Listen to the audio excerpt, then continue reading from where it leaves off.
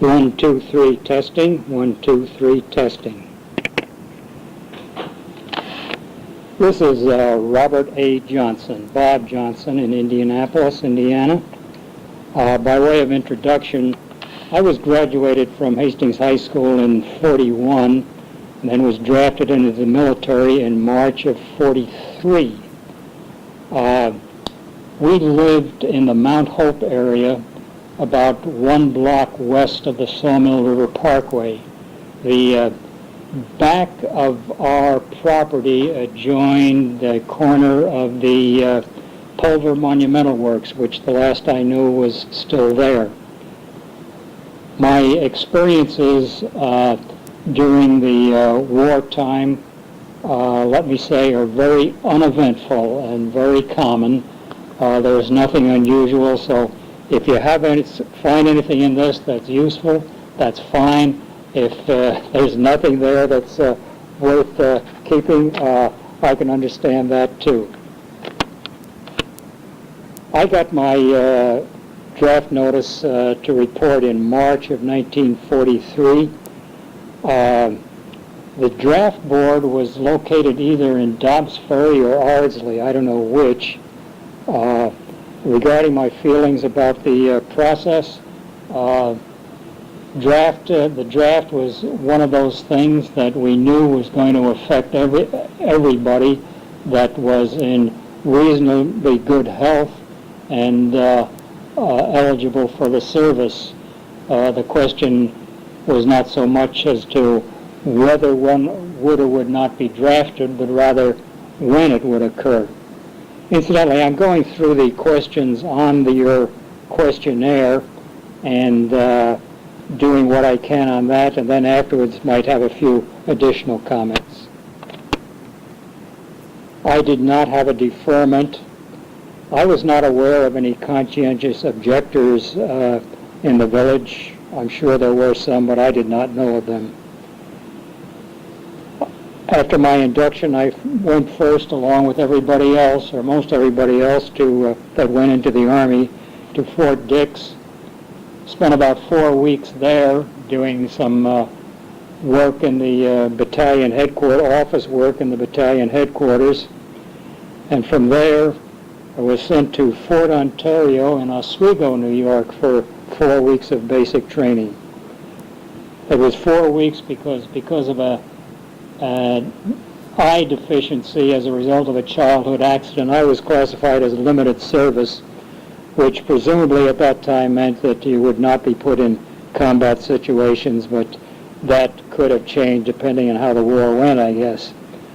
After my basic training there, I spent time in such hazardous areas as Binghamton, New York, and the Syracuse, New York area. I was in the service for 3 years.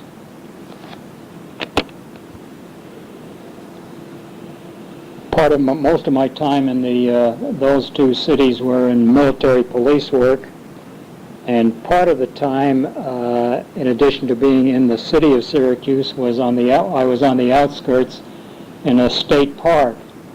And after the war, I went back to Syracuse to go to school and to work, and I always got a lot of kidding of the fact that when asked where I was stationed around Syracuse, well, I was in the state park.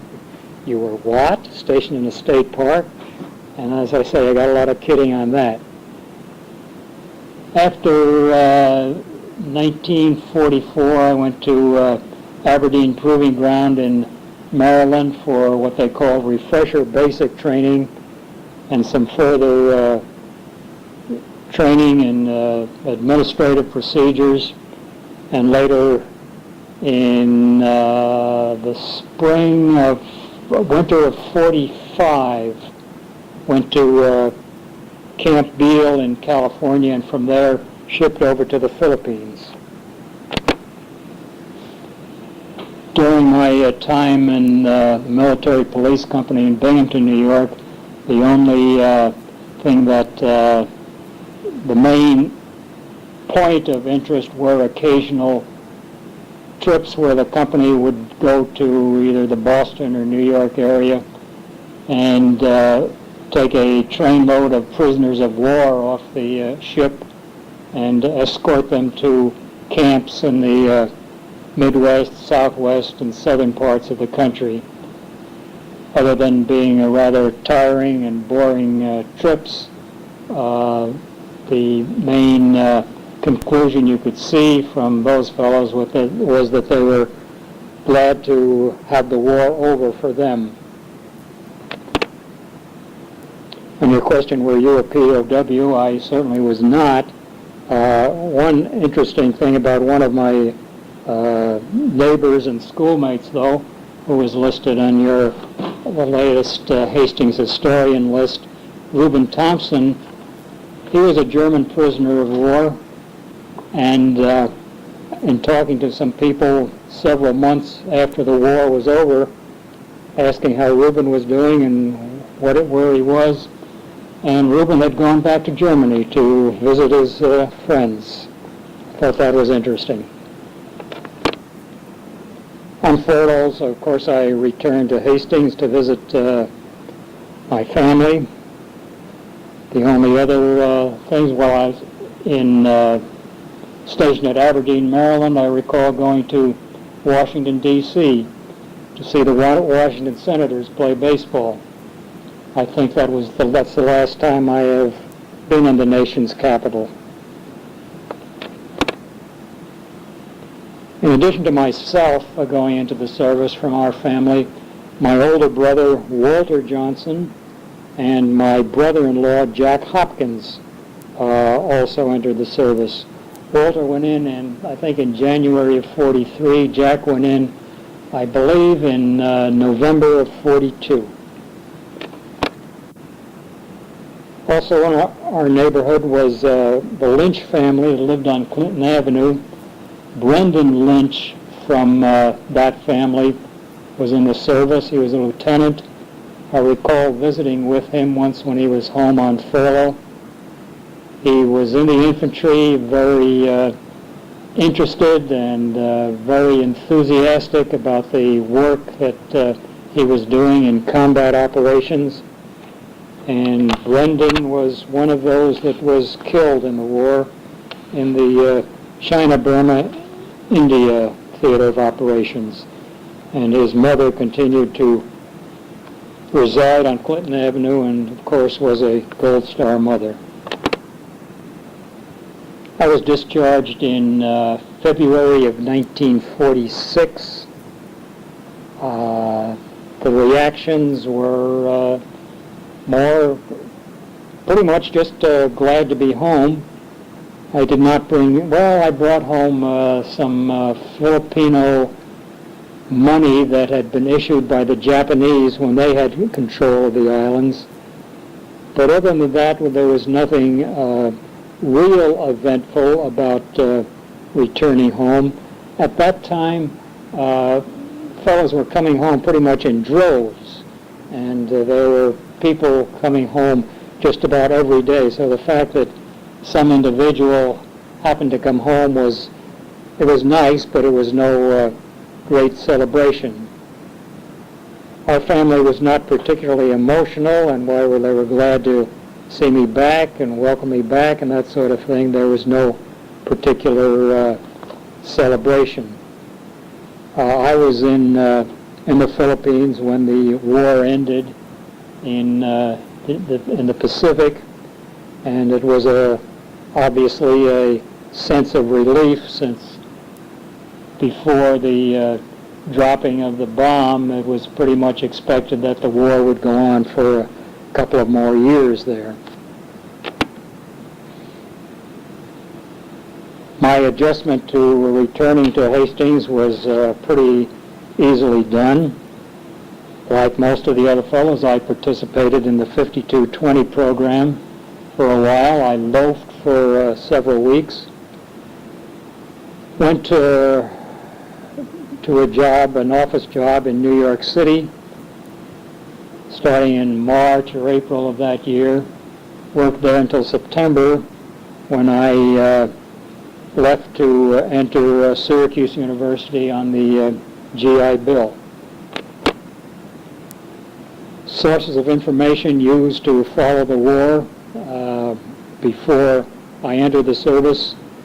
Obviously, newspapers and the radio. We were also always made a point of listening to the news on the radio. At that time, the radio news was very complete and would be at least 15 minutes, maybe a half an hour of news, so we got a pretty complete story. Feeling about how the war was going, I think the general feeling was pretty much that it was only a matter of time until the United States and its allies would be victorious. I don't think anybody really envisioned a victory by the Germans and Japanese. Feeling towards the other countries, I think as far as Germany goes, the main hate was toward Hitler himself. I don't think there was any hatred of the German people as such. Perhaps there was. Towards the Japanese, I think all Japanese were considered evil from the emperor on down, probably mostly due to the fact that the attack on Pearl Harbor had been such a surprise attack. Interesting enough, in the last few years, we've looked back on the relocation that was done to the Japanese on the Pacific coast, and asking how we could do such a thing as to relocate American citizens, people born in the United States, being relocated. But at that time, it seemed like the very logical thing to do, not knowing what the Japanese were up to in the Pacific, and not knowing what the motives of people of Japanese descent were. So it's easy to look back and say that was a terrible thing to do, but at the time it happened, it looked like a very prudent thing. How long did people think the war would last? In 41, I would suspect we were looking at 3 to 4 years at least. And in 1945, while I was in the Philippines, we were guessing at least another 2 or 3 years, and that was before the atomic bomb was dropped, which of course changed things completely. The changes in our family's life as a result of the war, well, I guess the major thing was the fact that in our family there was my mother, my older brother, and myself. We both went into the service, as did my brother-in-law, who lived close by in the neighborhood. So instead of my mother having the support of the boy, she only had my sister Elsie, who fortunately lived close by. Changes in diet, I can't recall anything significant. My mother was a good cook and made good with whatever she had. If there were restrictions, I'm sure they were not extensive.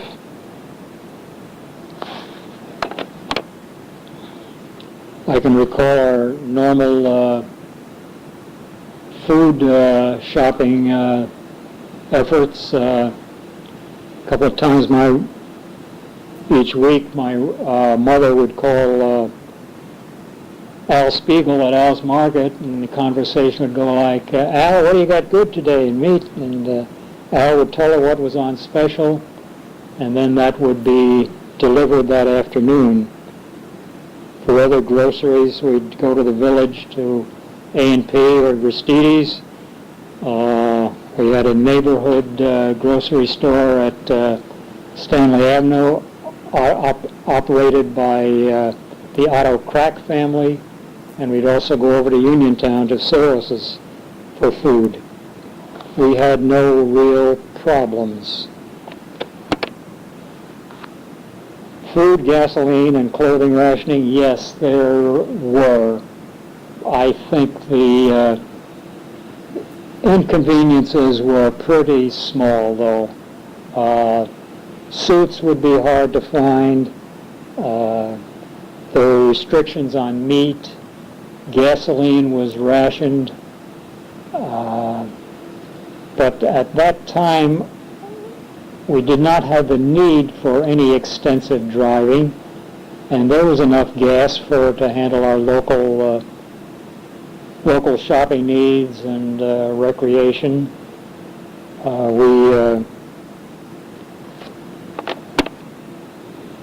Regarding these shortages, sure, there were stories that were common that if you needed more gasoline or if you needed more clothing or food, there were ways of getting around the rationing, and I'm sure it happened.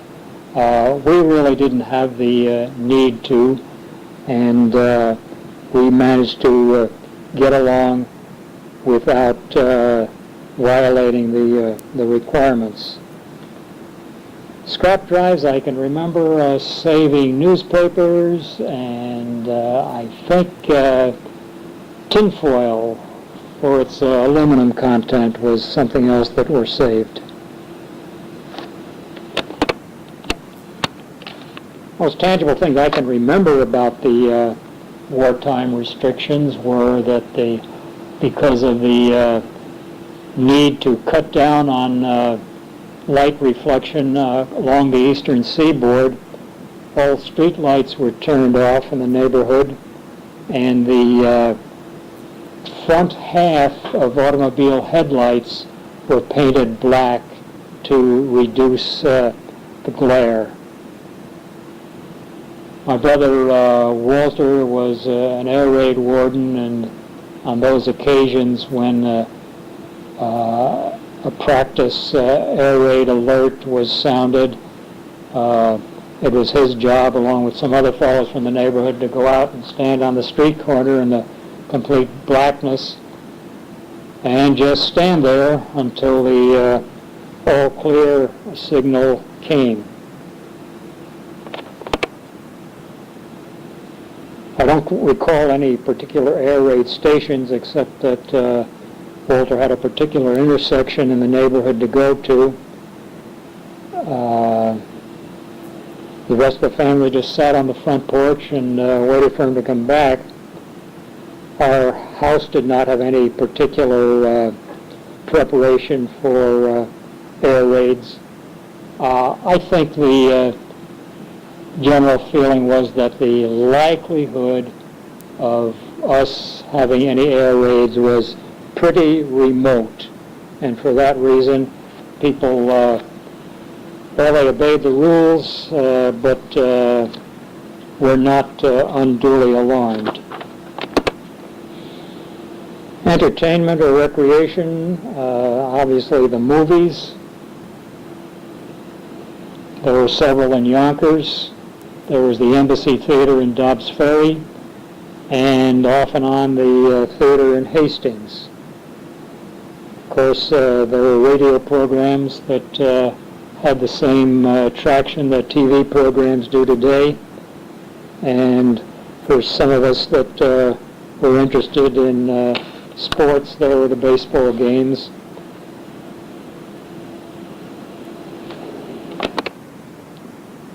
We'd go swimming at the pool at Tibbetts Brook Park in the Dunwoody area of Yonkers, or at Rye Beach at Playland over at Long Island Sound at Rye.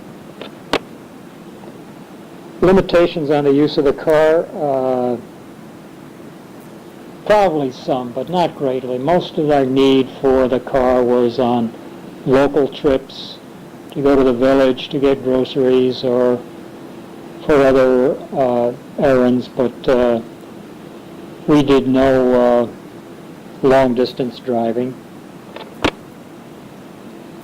Health facilities in the area, I'm not familiar with all of the Hastings physicians. Our family doctor was Dr. Storms in Dobbs Ferry, who incidentally lost his son in the service. I don't remember whether that was in World War II or in the Korea action. Dr. Finkelstein was our dentist, and he was there as long as I was there until leaving in 43. If we had to use a hospital, of course, Dobbs Ferry Hospital was our hospital of choice. And as far as I know, we did not have much need for medications, but if we did not have any difficulty in getting them. School activities, of course, I graduated before we entered the war, but I can recall one instance.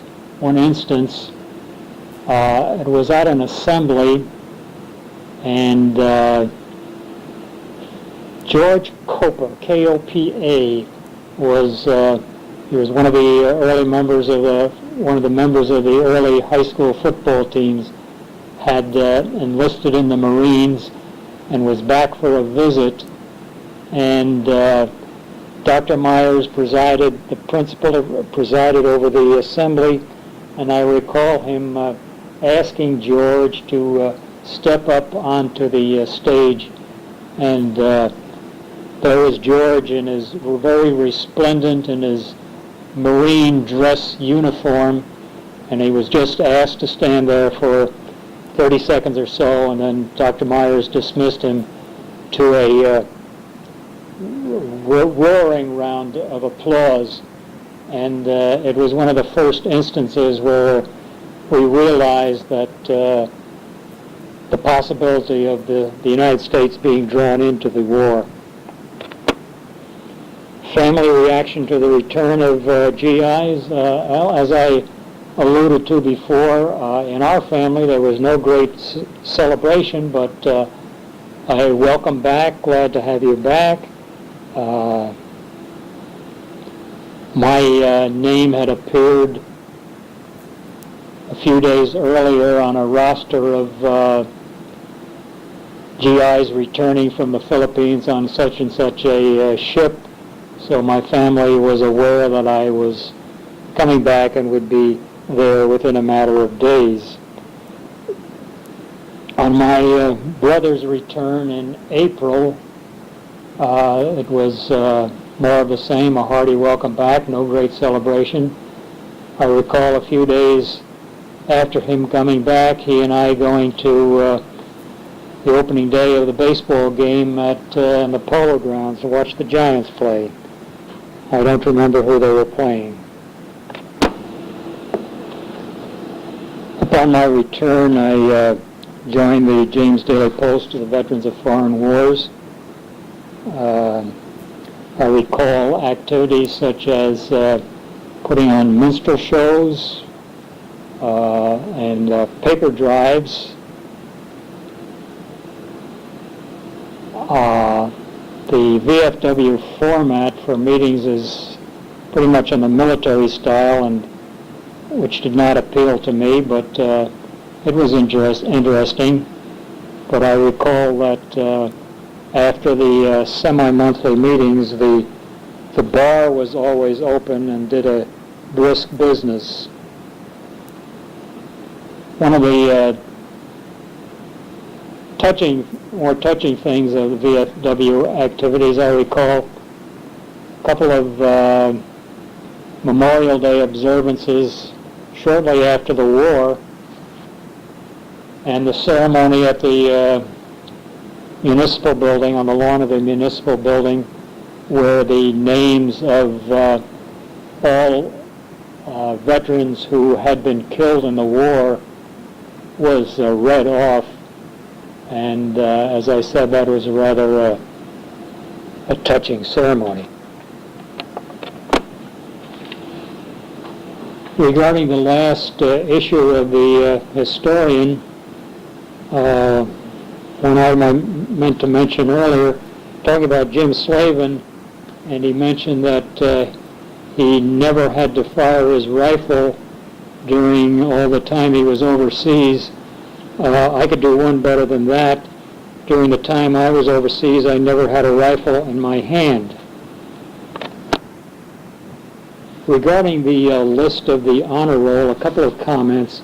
Number one, my brother's name is not on it. He was Walter N. Johnson, and as I indicated earlier, I think he was inducted in January of '43. He died a couple of years ago. He was a VFW post commander for at least 1 and maybe 2 years, either in the late 40s or early 50s. I assume that the asterisks by the names on the honor roll indicated those who were killed.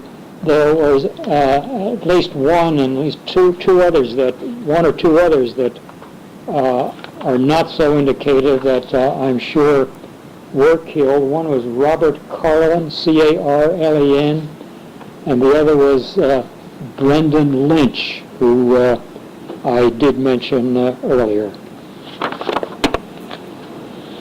As I mentioned earlier, a few months after my return from the service, I went off to Syracuse to school, and I have only been back in Hastings for brief visits since that time. I do enjoy your copies of the Hastings Historian. I wish you well on this project.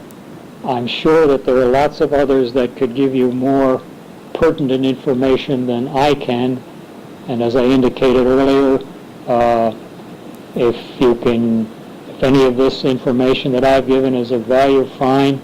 If it's not and is just suitable for the trash can, well, that's all right too. But in any event, best regards to all Hastingsites, and glad to hear from you through your newsletter.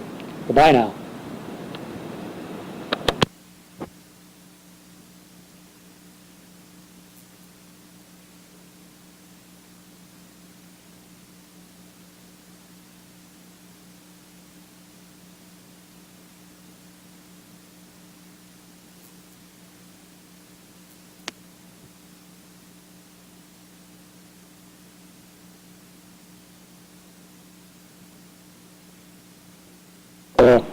I did mention earlier.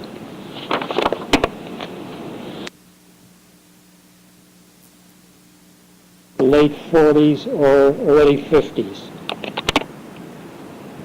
I assume that the asterisks by the names on the honor roll indicated those who were killed. There was at least one and at least one or two others that are not so indicative that I'm sure were killed. One was Robert Carlin, C-A-R-L-E-N, and the other was Brendan Lynch, who I did mention earlier. As I mentioned earlier, a few months after my return from the service, I went off to Syracuse to school, and I have only been back in Hastings for brief visits since that time. I do enjoy your copies of the Hastings Historian. I wish you well on this project. I'm sure that there are lots of others that could give you more pertinent information than I can, and as I indicated earlier, if any of this information that I've given is of value, fine. If it's not and is just suitable for the trash can, well, that's all right too. But in any event, best regards to all Hastingsites, and glad to hear from you through your newsletter. Goodbye now.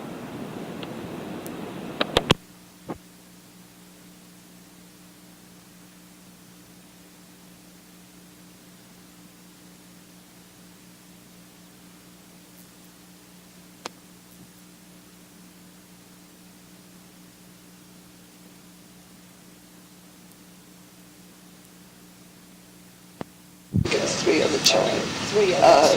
So my mother really was a stepchild and had to work very, very hard for her aunt, so that when she had the chance to come to America, they fixed her passport so that she was 2 years older than she actually was. Yeah. How old was she when she came? She was supposed to be 18, and she was only 16. Yeah. Then she met my dad, and my mother was what they call a servant girl, and at that time, instead of to a lady that we called Oma in Yonkers. She lived in an apartment in Ludlow, and then they bought an estate up. This Oma bought an estate up in Ossining, and once a year we would go up there, and as a trip after my mom married my father in 1917. Then she